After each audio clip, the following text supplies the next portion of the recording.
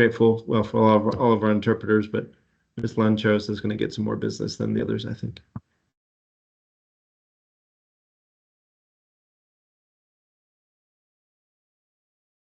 I'm sort of just out of curiosity, if they received the message last night as well. Obviously, the text message worked, but I'm just curious if that email went out last night. It did on my end, so just making sure. Yes, thank you, Ms. Lancho. You can say hello and say you'll be the Spanish interpreter.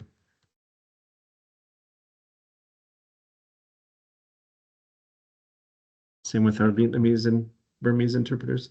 Ms. Cooks will let us know when we're ready to go. I'm ready when you are, Mr. Doan, and interpreters. We'll still admit the families. We want to definitely honor the time of our families, and we're starting a little bit late, not too late, but.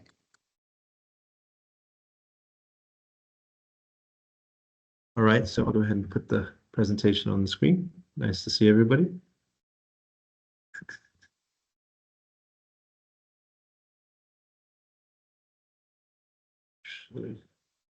Should I share with sound?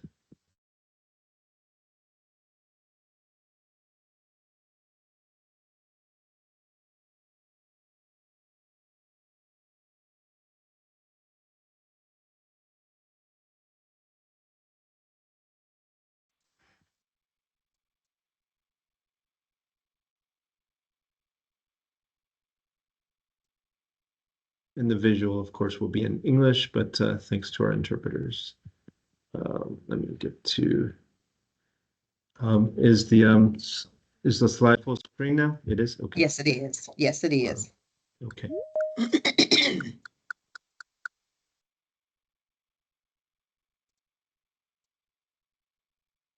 Okay, we'll go ahead and get started. Time now is 10:08. Thank you, families, for being with us today. So if we're ready, I'll go ahead and begin the presentation. Good morning, parents, and welcome to our annual Title I parent meeting. I am Angela Cooks, and I serve as the assistant principal for our Title I program. I also have with me Mr. Doan, who serves as our parent instructional coordinator, also known as our PIC. We also have with us, or she's not in the meeting this morning, but Miss Yvonne Kroll. She serves as our parent outreach liaison. We have 3 interpreters with us today. We thank you so much for your time and support to our families this morning with the various languages.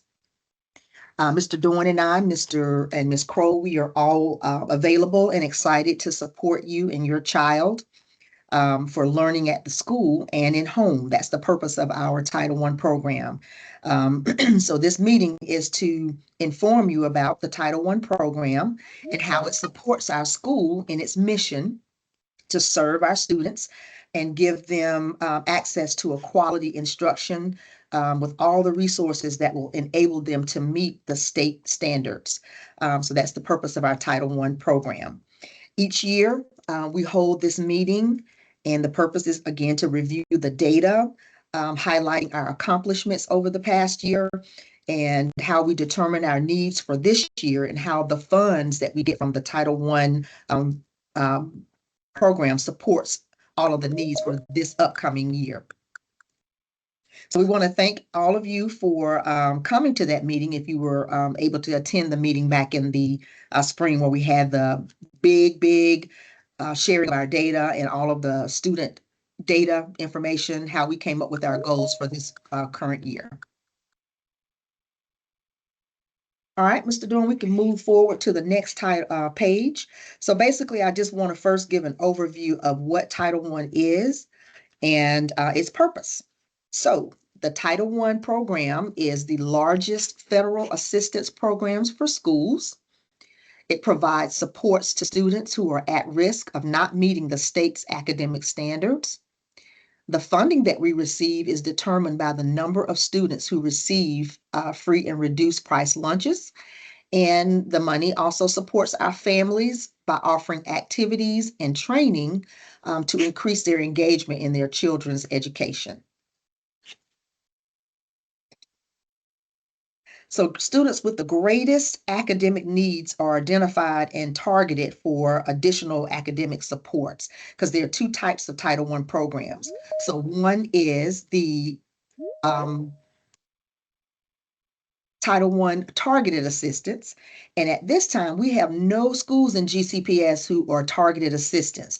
That means the 80 schools that are participating in Title I are fully Title I schools, which means that the majority of their students are on free and reduced price lunches, which means that all of the money that we get, the materials, the equipment, the professional development, all of the extended learning time and teachers are funded to support everybody in the school, not just a targeted, small targeted group, but all of the students benefit from the funds that we receive from Title I.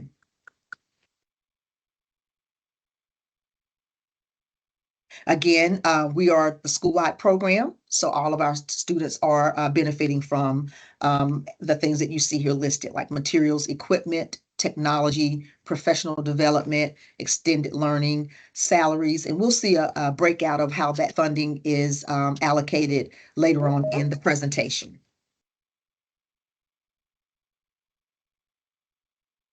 All right, what are our school goals? You can see the chart here, and this is the chart that you'll notice that is around Gwinnett County Public Schools. This is the GCPS strategic priorities, or also known as the blueprint for academic success. So in each of these categories, empathy, equity, effectiveness, and excellence, there is a goal that we have created for our school that will help our students in each of these categories. When it comes to equity, equity is combined with empathy, effectiveness, and excellence. And all of these things together help our students succeed. So we're committed to providing a daily, high quality education with frequent assessments, targeted small group instruction, and individualized help to support our multilingual learners and students with special needs. And all of that would be under that second bullet, which is equity, meaning multi-tiered systems of supports. But we also have things like empathy, where we have cultural competence, that we make sure that all of our students and all of our families have a sense of belonging. The effectiveness is our results-based education system, where we look at our academics and make sure that our systems in place are helping students to then get to excellence. And then that deals with preferred education. We strive to be a school where students and families want to be here. And so meetings like this, where we sit down and talk about how we make it beneficial for all, helps us get to a school of excellence. So how will we meet our goals? We meet our goals through teaching the AKS, or the academic skills and knowledge, through research-based strategies. And we've listed here on the screen several of the things that we do here in school to make sure that we are meeting our goals. Gradual release is an instructional model that the teachers use on a daily basis, where they gradually release the information from teacher to student. And that's a four-phased instructional model, from where teachers model. They model with student input, then they put the students into groups to work together, and then on down to the last phase, which is individual, where the student gets to practice the AKS and show their mastery on their own.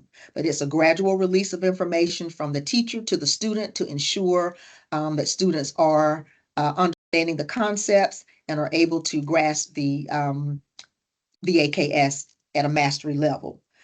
Formative instructional practices. This deals with how teachers are assessing the students' knowledge, and how we indicate that in terms of our grading. Increasing student engagement.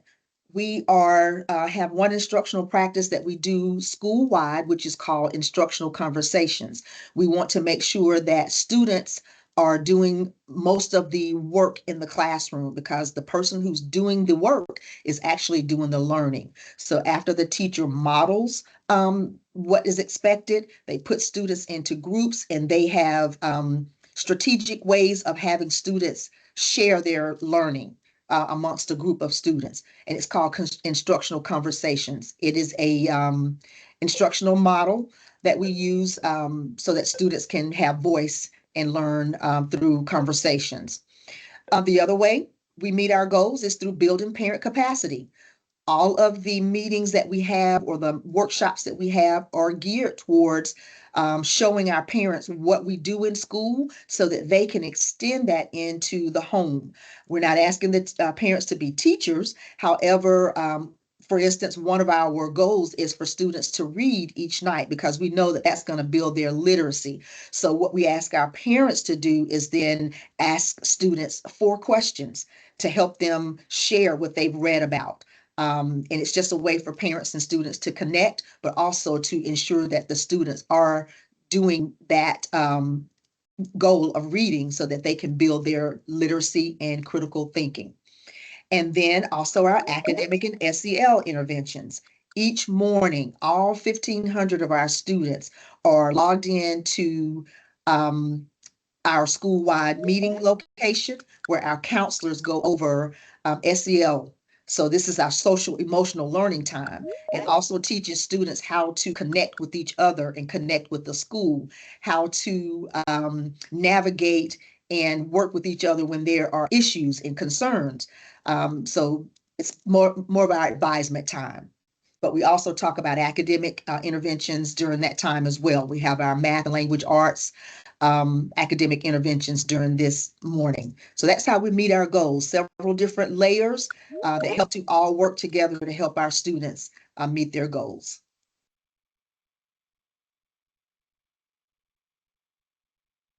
All right, so how can you support us in reaching our school goals? For instance, one of our school goals is increasing the number of multilingual learners who make progress towards our English language proficiency on the Access test. Again, we have a workshop that is held each year that gives you a lot of information about the Access. So just being aware of the different programs and the different strategies that are going on in the school, and then using that at home to supplement what we're doing in the school helps us to reach our goals. And again, our biggest goal is literacy across the curriculum. So we want our students to read. And our students are very accustomed to text annotation, meaning how they underline keywords and phrases, highlight different verbs that let them know what they are expected to do from the reading or what they're expected to learn from the reading. So these are things that we want you to do to help us with our school goals. And then, of course, just being, again, that FACE, meaning our family engagement, community activities, be present and just learn as much as you can about what your students are going through academically, socially, and how you can support them at home. So that's how you help us to support our goals. All right, what are our students learning this year? It's a huge document, and we've got a link here that's available here at the school as well as on the Gwinnett County Public Schools website, but it is the academic skills and knowledge. It lists out each of the curriculum areas, our connections areas, what they're learning semester by semester. Our students have a pacing guide and a list of AKS that they learn over each semester. The students are then tested at the district level twice a year, twice a semester. So that's 4 times each year. And then as well, we have local school assessments that help give us and indicate how the students are moving towards mastery. So if you're interested in learning from that, you can go to the website.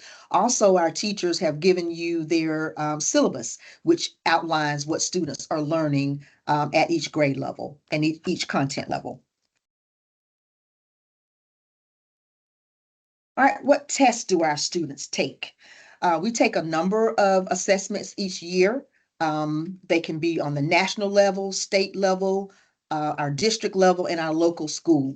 So an example of our national test is our PSAT. Our 8th graders take the I guess it's a preliminary SAT that gives us a lot of information about how students are mastering information and they're compared across the nation. A state level test that you're very familiar with is the milestones. Our 6th and 7th grade take the milestones across all 4 content areas, and our 8th graders take it in math and language arts. Science and social studies is not Science and Social Studies, I'm sorry, is on the milestones for 8th, 7th, 8th grade. A local school test, we give local school tests pretty much every 4.5 weeks. Our teachers are designing tests that are designed to help us know how our students are doing across the grade levels. So we have about 520 students in each of our grade levels, and each of our contents have the same test that they give to each one of those students, and then we compare how the students are doing within our building. And again, these tests are just to measure the student progress and how they are approaching mastery towards the end of grade tests. All right, how are we providing additional academic support? So once we give those tests here locally, we make sure that we do data dives. Our teachers get into their learning groups and they talk about students at each of the mastery levels. And if students are approaching mastery, we do extension activities for those students to keep pushing them higher and higher. But for students who need additional support and have not met the mastery levels, which is 70 at the middle school level, we have several things that we do to help them. We have a multilingual learner program that's designed for our students on our C teams. And then we have an after school program that is like a 24-week program to help students build their literacy that will help them in their coursework. Our special education program, students are on IEPs, so they have individual education plans that will help guide the special needs additional needs that they need to be on grade level. We have a Saturday intervention program where students are able to come and get extra help. And then we have an extended learning program, which is our ELT time, and students are put into groups based on their iReady scores, and teachers have specific direct instruction as well as technology-based instruction to help those students meet and exceed these standards.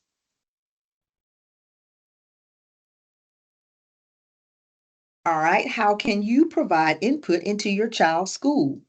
Again, we are stressing this because we know that when the school and the parents are together, the student strives and reaches mastery. So again, attending those Title I parent meetings that are once a year, which you're doing the planning meetings back in the spring. That's where you can give specific input into our goals and have input into how the budget is going to be allocated across the areas that we feel that are needs. You're also able to help us jointly develop the school family plan, which directly impacts what we do in terms of those workshops. You can help us review the draft documents after that meeting, be present at those parent-teacher conferences. We just had a fan night, which was a family academic night, where we talked about the iReady scores, which gives lots of information about where our students are in terms of their reading, their literacy levels. And that helps us to be able to share strategies to help those students. Right.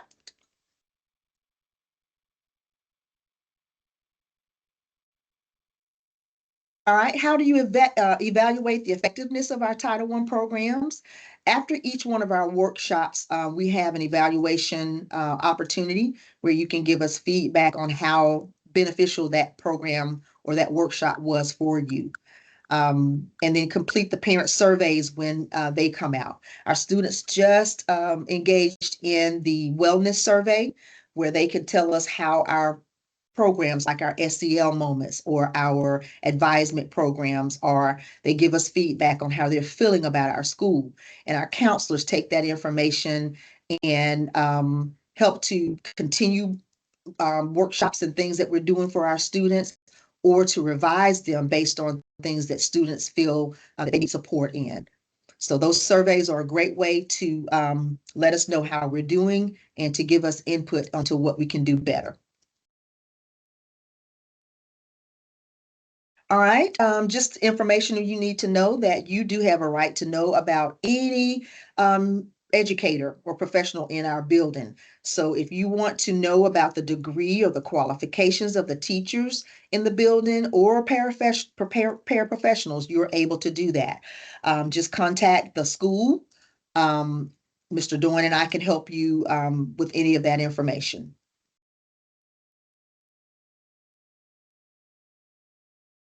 All right, how can you engage with our district?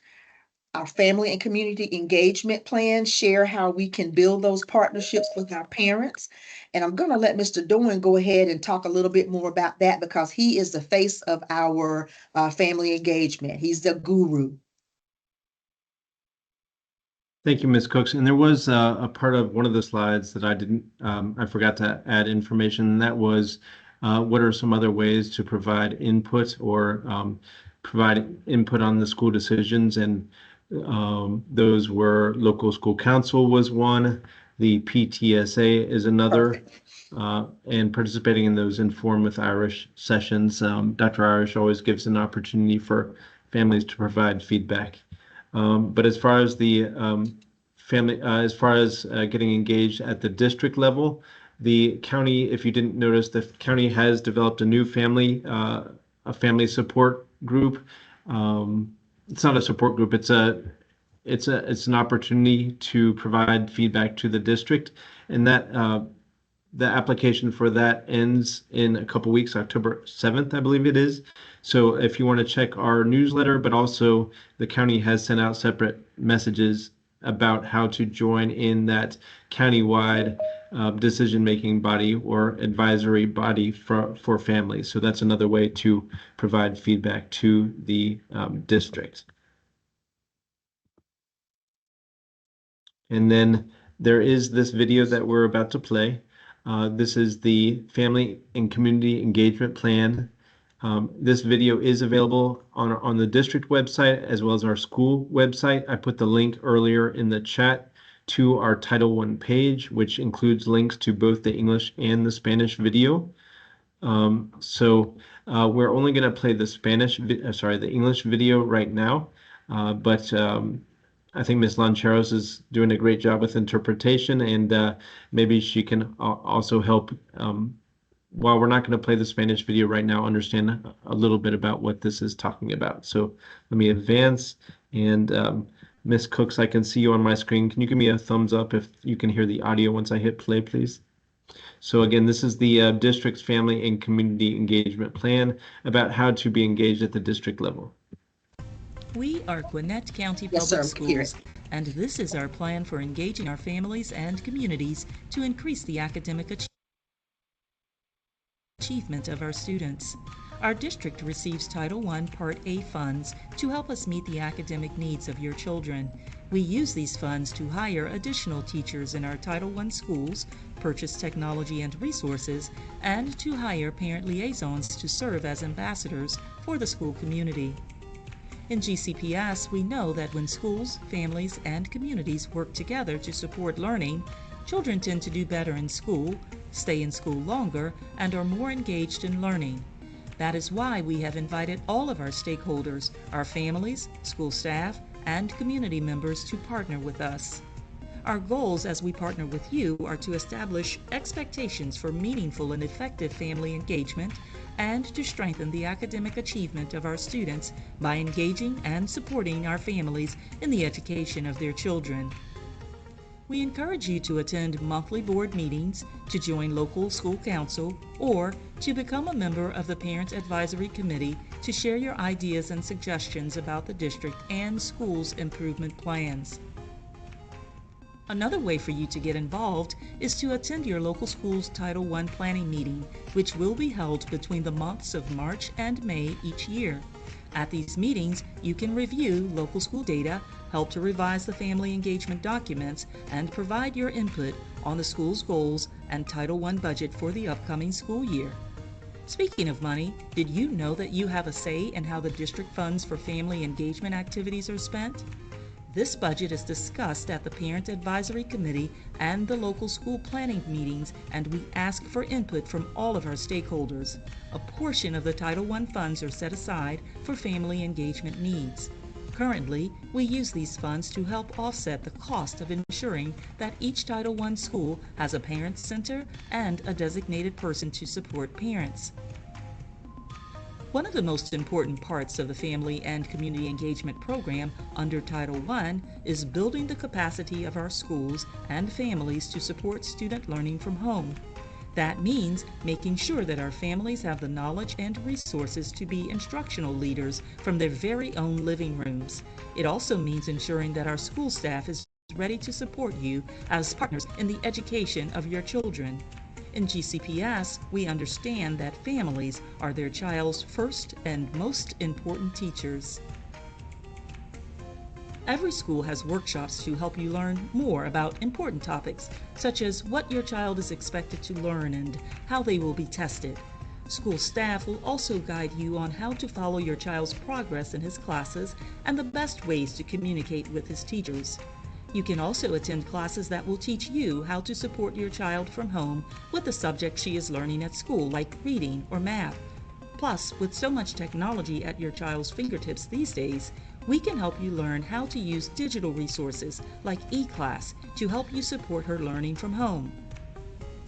In addition, starting a new school level can be scary for both students and families, but in GCPS we offer helpful programs like workshops for parents and school tours for students, so going to kindergarten, 6th grade, or 9th grade for the first time can be fun for everyone.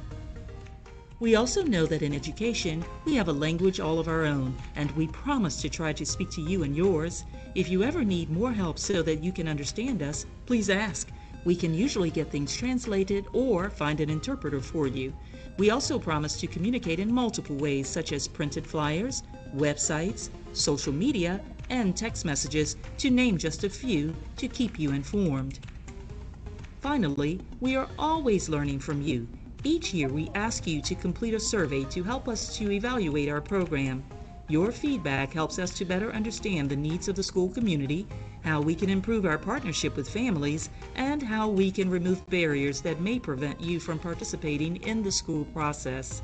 We count on your feedback to help us learn how we need to improve and how we can better serve you and your children.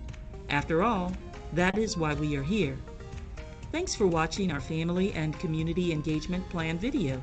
We look forward to meeting you at our next Parent Advisory Committee meeting or your local school planning meeting. As always, it is our pleasure to serve you.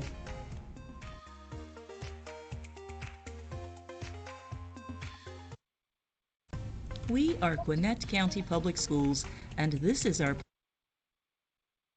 And there's the Spanish version. Am I muted? Let's see. No, I'm not muted.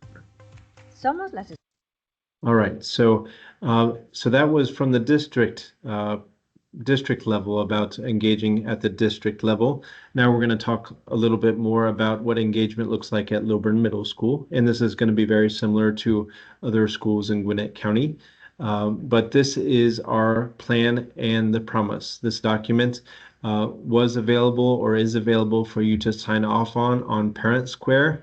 All families that had students start the first day of school would have received a message through Parent Square in the middle of July asking you to sign off on both this, but also other policies and procedures for the district, such as the attendance policy, extracurricular policy, and other things. So this is a screenshot of the first page of the printed version, and you can also find a version on our website.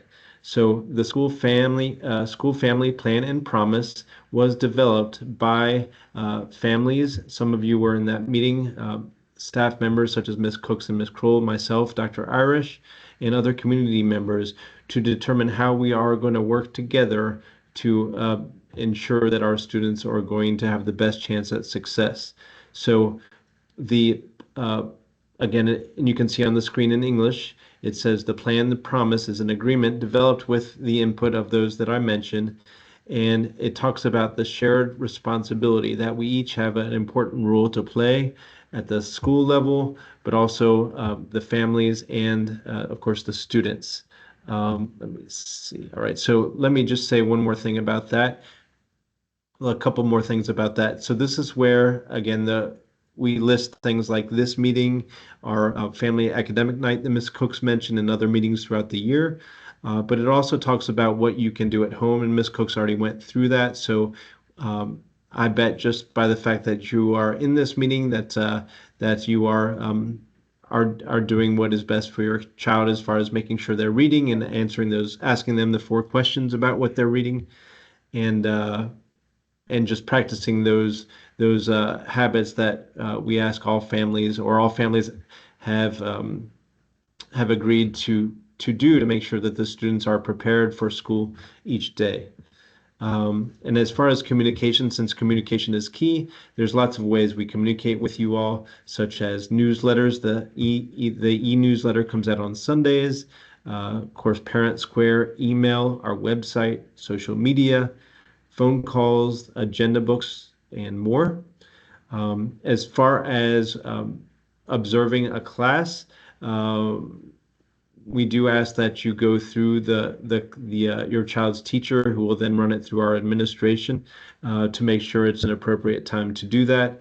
But also the parent-teacher conferences can be requested by contacting your teacher through Parent Square or email or calling the school. And when you do contact the teachers, we do ask that you allow 24 to 48 hours for a response. So as far as how GCPS is using Title I funds regarding family engagement, 1% of the district's Title I budget does support family engagement, and is, as it says in English, divided among Title I schools based on the number of students who qualify for free and reduced priced meals. And these funds are partially used to pay for a parent support person like myself and other family engagement activities at the school.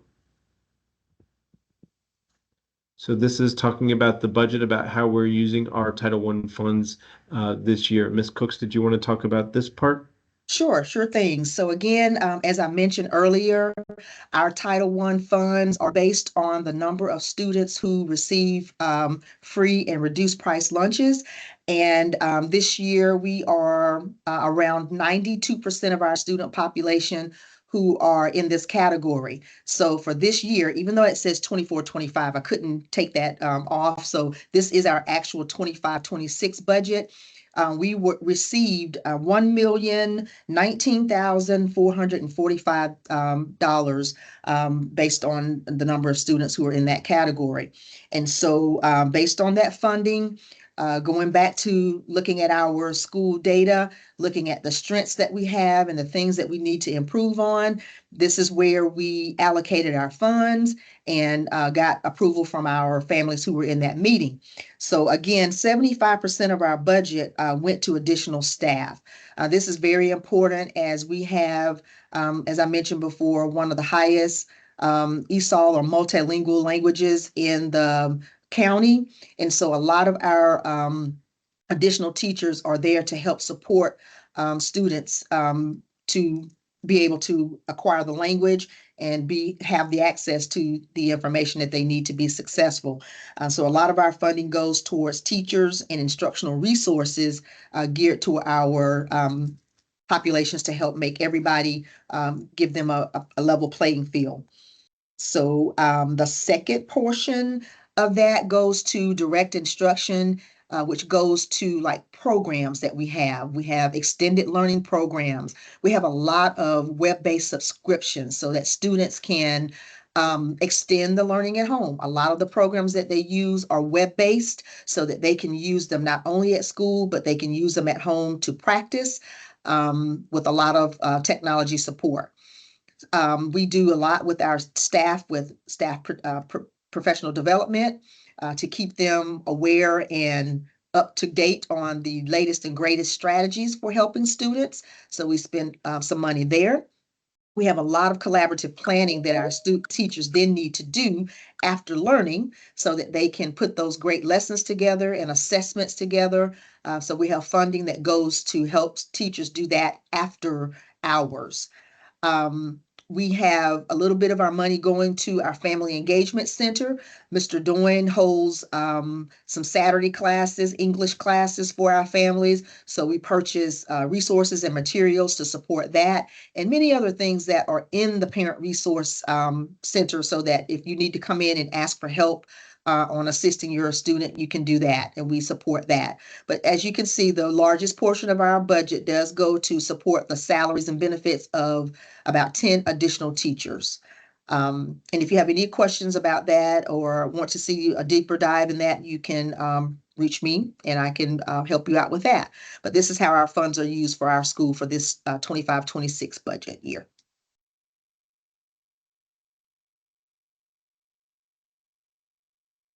And again, for family engagement, I mentioned that we help with printing, communication, and resources to assist with at-home learning through our parent instructional coordinator, Mr. Doyne.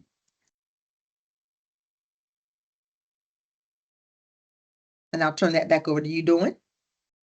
Oh, sorry, I muted myself. So No this problem. is my favorite slide because it talks about our families, and this is this is where you can really make a difference in your child's education. And I think, again, you all know this because you're in this meeting. And education is obviously important to your child's education. Not that it's not important to other people. It's in the middle of the workday, so a lot of people wouldn't be able to log in. But come visit the Family Center. We do have some resources about parenting, and there's every year I feel like we're offering more and more ways to get involved and get engaged. So we do have those monthly Inform with Irish meetings. Most of them are online, and I see lots of familiar faces in this meeting that are on those meetings. Our Parent Teacher Student Association. Right now we're having a membership contest. So the classrooms in 6th, 7th, and 8th grade that have the most members will win a ice cream party. And the purpose of the PTSA, which stands for Parent Teacher Student Association, is to provide that extra support to the school. It provides funds for things that the school does not have funds for, such as, like I said, the ice cream party, but also extra incentives for students, whether it's for for academics or behavior, but also the PTSA supports International Night. We had our Chick-fil-A Spirit Night on Monday. They support our Hispanic Heritage Night, which is tomorrow. We also have our ESOL family events, our concerts, plays, sports, career day, if you want to talk about your career or career path, our skate night, which was very successful, award ceremonies, our open house, and we saw almost everybody at open house this year, our Rising 6th grade events, parent-teacher conferences, and more. So how can you volunteer? You can volunteer with the PTSA. We have a volunteer today. Yesterday was Miss Aguiasa. Today it's Miss Guerrero that's helping out with our PBIS store. We also have volunteers in the book fair today. And maybe some volunteers on our 8th grade field trips this week.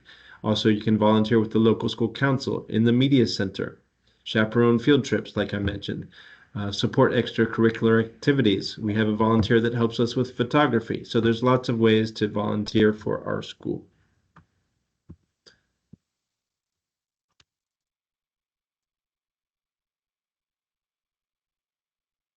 Okay, and we already went over that. Hey, So, Mr. Doyne, yes, I ma'am. did see Miss Kroll in the meeting, Yes, and I please. just wanted her to unmute and just say hello. She's the other third of our powerful Title I group.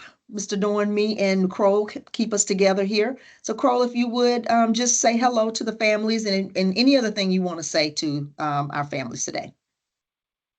Hi, everyone. I work with Mr. Doyne and Ms. Cooks, as she mentioned. I am the Parent Outreach Liaison. And my part is reaching out to parents, letting them know all the wonderful programs that we have throughout the year to engage our parents with our students. One that's coming up now in November that I'm making calls to our parents is the ESOL Festival of Fall Festival. And this school has a lot of things going on, if you haven't noticed already. And we'd love to have you guys come and be a part of it all. It's what makes our school so great is your involvement with your children and in our school. And I'm just very happy to be a part of it. So we look forward to seeing you around here in some way or form. Thank you, Ms. Kroll. You're welcome. And Ms. Cook, so this screen is for our survey. So some families are just on the one device, so they would have trouble accessing the QR code. So I did put the link in the chat as well for this survey, so we can have your feedback about this particular meeting, and so that we continue to improve our meetings for you all. So I'll leave that up on the screen, and I'm going to just advance one slide. I think there's just, oh yeah, there's our contact information on the next slide. So maybe we can leave this slide up for a minute and give parents and guardians a chance to start to fill out that survey. And again, just want to say thank you again for being here. This purpose is just a quick overview, so it may have been a little fast. It may not have gone into as deep a dive as you wanted, but if there's additional information that you'd like to know about, please don't hesitate to contact one of us, myself, Angela Cooks, Mr. Doyne, or Ms. Kroll, and we can provide some additional information. But thanks for being here for the short overview. Hopefully, the timing was good for you so that we could, get you back to some of your things that you have to take care of, but also providing you with awareness about our school. So I'm going to advance the slide. And again, if you need that survey link again, it's going to be in your chat. But here is contact information for Ms. Cooks, myself, and Ms. Kroll, and we're all available on email and Parent Square as well.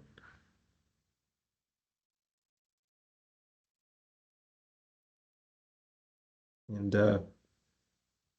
want to thank our Ms. Cooks, if you want to thank our interpreters, or I can. Absolutely. Absolutely. As always, thank you for being here and providing the support to our wonderful, diverse population.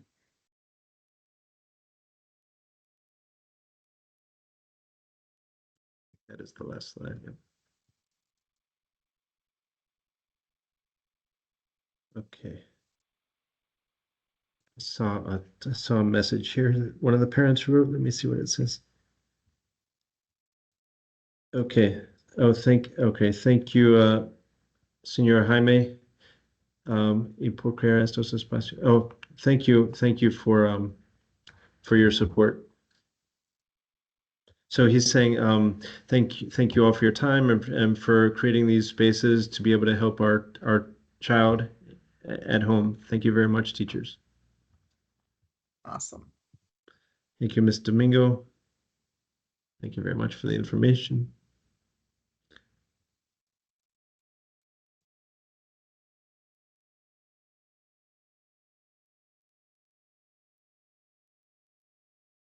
Stop sharing and we can see each other, or I couldn't really see people.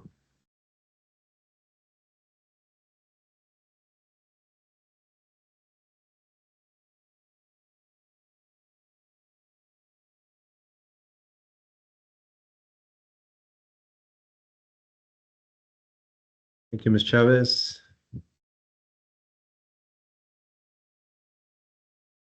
Ms. Chavez, Ms. Chavez has had kids here, and now she has a teacher here at our school with Mr. Salazar.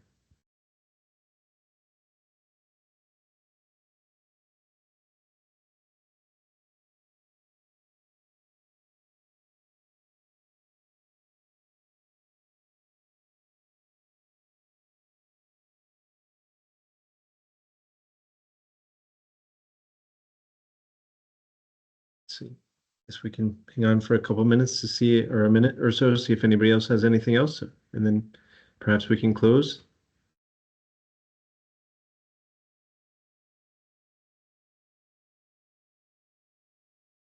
See if there are any other staff members here. We can just call some parents by name. See, thank you, Miss Medrano, Mr. Taracena, Miss Dulce, Miss Emily, Miss Esther, Miss Haiti, Mr. Ismael, Miss Leslie, Mr. and Miss Lori, Miss Magdalena, Miss Marcella, Miss Noemi, Mr. and Miss Ross, Miss Hernandez, Miss Willis, former LMS student, now LMS parent. Sorry to see your boy move on to high school next year.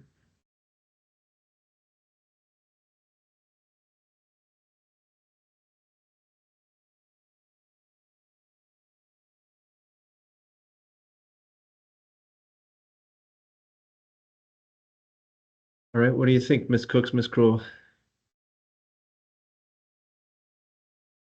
Well, got the thumbs up from the boss. Gracias a usted, Señora Emily. Thank you very much, Miss Emily. So she says, thank you very much. God bless you. All right, so Dr. Irish usually has somebody count down to close out our meeting. Let me see if I can unmute somebody who wants to close us down. I think I saw Miss Domingo log in first today. Let's see. Miss Domingo, I'm gonna allow Mike. So Miss Domingo, I am volunteering you. How about counting us down from 10 to 1 in either English or Spanish? I know you speak both.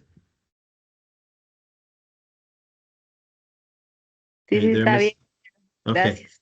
Okay, so Miss Domingo will count us down from 10 to 1, and we'll end the meeting. Thank you, Miss Navasoto and Miss Ross. Gracias a ustedes por la información y por su tiempo. Vamos a contar de 10 en español, para atrás.